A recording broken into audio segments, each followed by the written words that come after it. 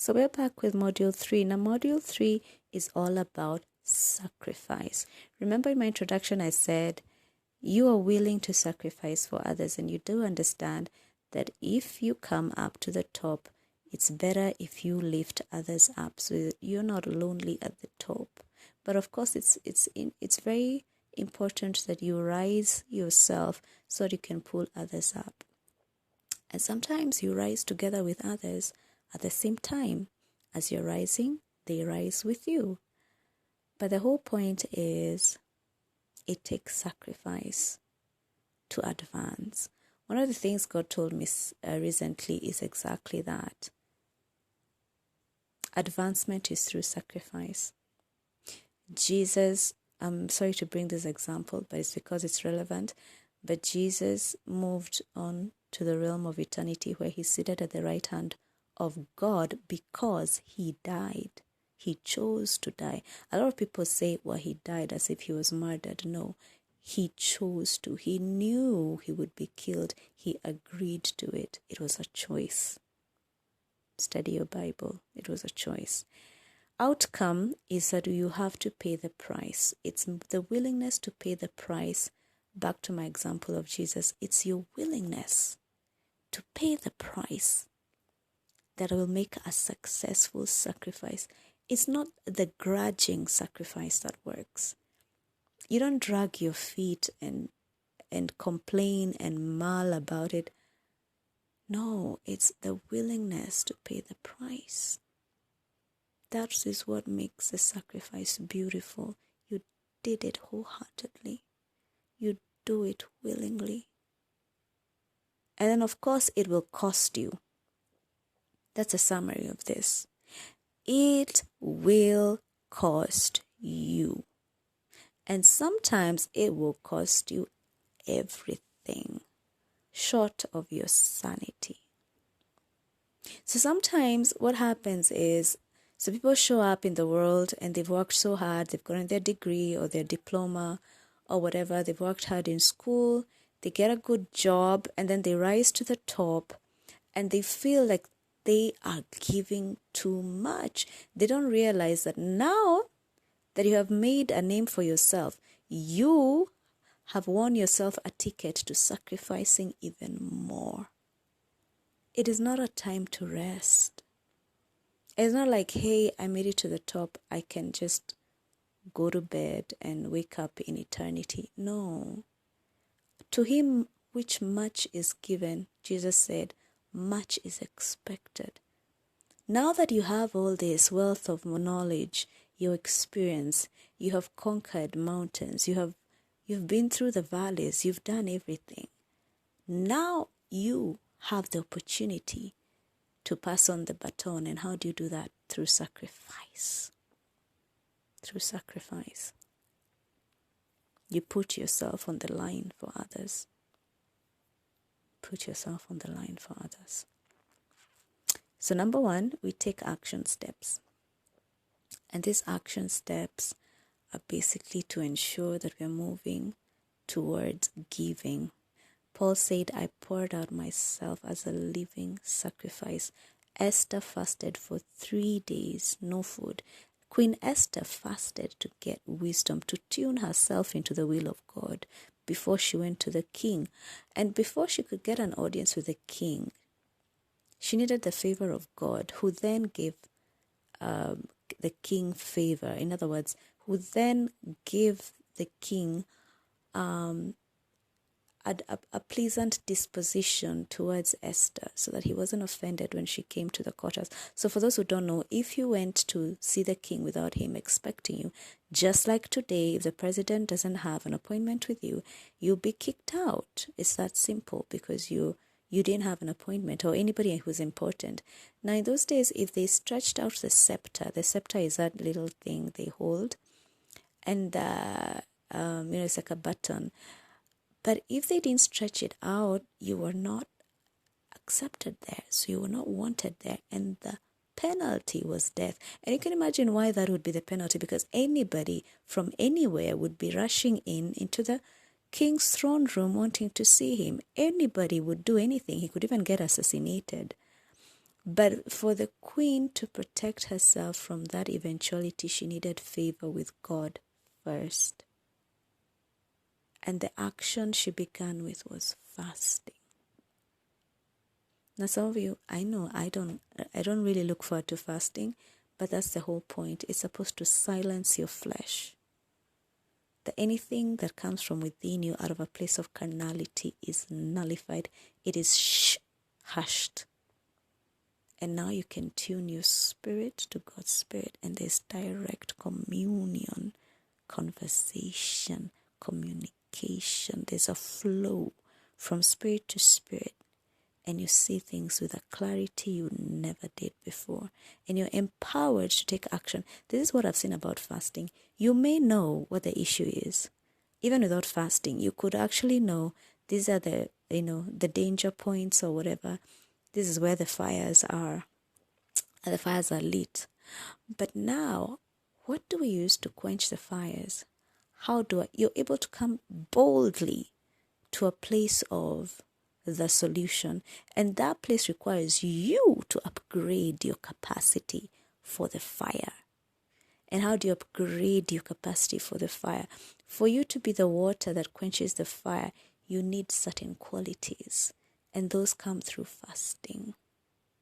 The tenacity, the wisdom, the insight, the quick thinking on your feet, the embodiment of grace, of power. You need power from God. So anyway, you take action steps towards your sacrifice.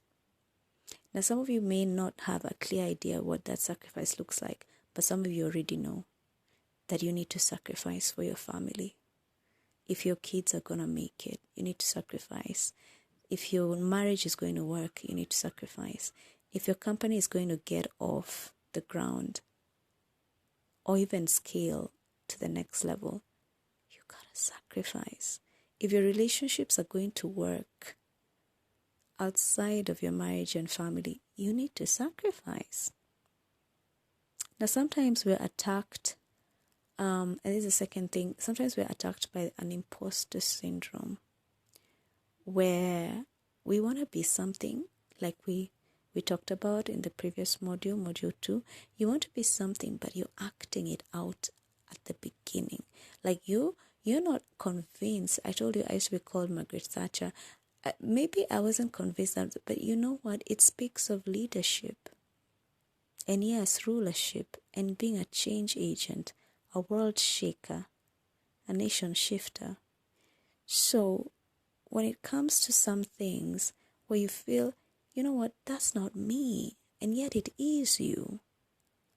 In a place of sacrifice, you need to overcome that. Esther had to come fully into terms with the fact that she was the queen. And queens make difficult decisions. She had the power to say yes or no, to persuade the king to agree or disagree. That is the power she had. That is the kind of authority she had over the entire territory. Now you need to step up. If you're not convinced that that is you, you have got to step up. By taking action, you actually exercise that authority. You exercise it. So you're no longer playing on the court of imposter syndrome because you've taken a step farther beyond your fears. Now, number 3, you can pause. Pause in your new identity. Yes, absorb it, feel it, act it, be it. Sometimes we say, well, but you've had this comment where she's just posing. Like it means she's not all that. She's just pretending. No, if it means you pose, you pose. Because sometimes it's true, you're not there yet. But act like you are. Act like you run the show. And you know what that does? You begin to actually take over responsibilities that you didn't even plan to. But because you're acting a certain way, they say, you know what? You're the one that's going to run the next project. And guess what? If the project works, you're in for an advancement, and you're in for promotion, and your name will be known. And yes, you hold the trophy, and everybody will know that you're no longer playing junior anymore. So yeah, pose. By all means. I'm not saying fake it till you make it, but there's a way you can embody your identity on a 2.0 level that is no longer 1.0. And now you actually act like it, and people begin to see it because you're doing stuff on a higher level. If you're not the boss, act like the boss would. And why not? Nobody will kill you for it. Act like you're driving the car you want to drive. Where would you go? What would you do? Yeah. But since we're talking about sacrifice, act like you have the weight of that responsibility, even if you don't have it. Believe it. What if you had the children that you want? How would you need to act? What if you want that place of accountability that you're desiring? What if you sat on the board? What would you be like? How would you have to speak? What would you need to wear? How would you need to smell? How would you need to sound? What would you need to look like? And the natural flow from there, perfect segue, number 4 is conquer fear. You need to conquer fear. You cannot act based on the fear of this and this will not work. What are they going to say? What if they find out? Oh, my husband would never accept it. Oh, my father would be so mad. Oh, my mother would say this and that. Forget it. You do you, boo. You do you. As you're posing, you're conquering that fear. You're testing the waters. And you're saying, yes, I can do this. I will do this. So don't act from a place of fear, but conquer that fear. Transcend it. Go beyond it. Act even out of it, but act from a place of, I have no fear. I will do this. Even if I feel afraid, I am not going to respect it. I will conquer this fear and I will do what I need to do regardless of it. Being present. And then get feedback. Get feedback. Take feedback. The most important feedback is what you tell yourself. Do an honest assessment and tell yourself, this worked, this didn't work, I need to do this next time. Adjust, look at the variations, adjust, look at the variations and adjust. And where the variations come from is because you have gone through the second module and you have decided this is your ramrod, straight, north, south direction. In other words, this is your standard. This is what you want to become. Remember, we talked about that in the previous model. And this is what you are right now. And that variation is the action that you need to take. The variation between the two represent the action you need to take to go back to the standard or to stick to the standard. And number 6, anticipate pain or pushback. Everything in you, because you're so conditioned. You're so conditioned. You're taking a place of sacrifice, but it's going to cost you your own identity. Let me tell you, it will shake all your convictions because you need to be sure about what you're doing. And the pushback will be, no, let's remain small time. Let's remain where we were as the underdog. Let's just do simple things. We don't need confrontation. We don't need anybody to know us and paint a negative picture of us because we went out to do heroic things that we're not ready for. We're not ready for that kind of talk. We're not ready for people to point us out on the street. No, anticipate that people will point you out on the street. Anticipate that there will be negative talk. And there will always be haters. It doesn't matter what level you're at. Even those who've made it, even Margaret Thatcher had pushback. Anticipate the greatest pushback is from yourself. Nothing in you will want to make the shift to greatness. And remember, greatness is sacrifice. Nobody makes it to the top without pain. Anticipate the pain. It's just like when you start exercising. The first day in the gym, the first day you take that run, that marathon or that sprint or whatever, it is painful because you haven't been exercising. Your muscles are not used to this. So the second day, everything in you is saying, don't do that. Don't go back there. We are warning you. We don't want it. So you're in pain. But when you go back to the gym the second day, you do that run the next morning, your body is getting used to it. And the muscles are starting to adjust. There's a certain acceptance that's starting to sink in. Oh, I guess she's not going to stop. This is going to be the new normal. And it will continue until number 7, you have a new pattern. A new pattern. A new pattern means you have overcome your fears. You have taken the feedback positively, and you have adjusted.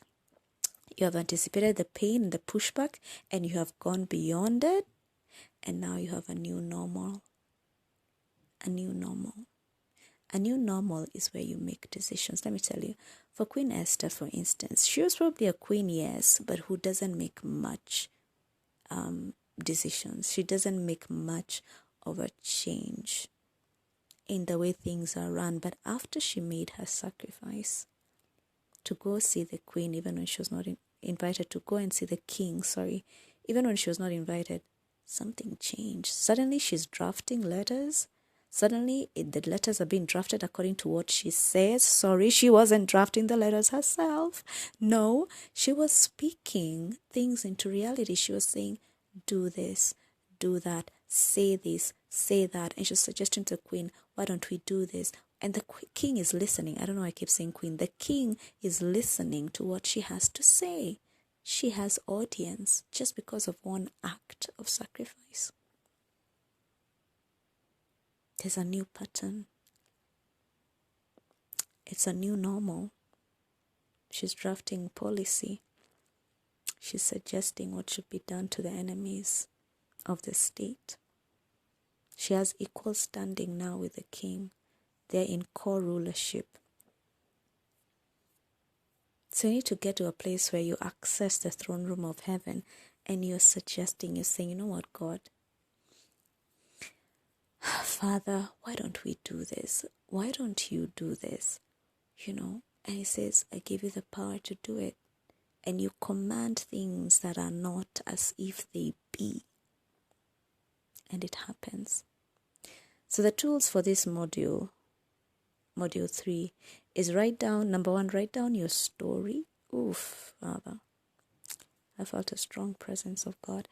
Write down your story, which is how you got here.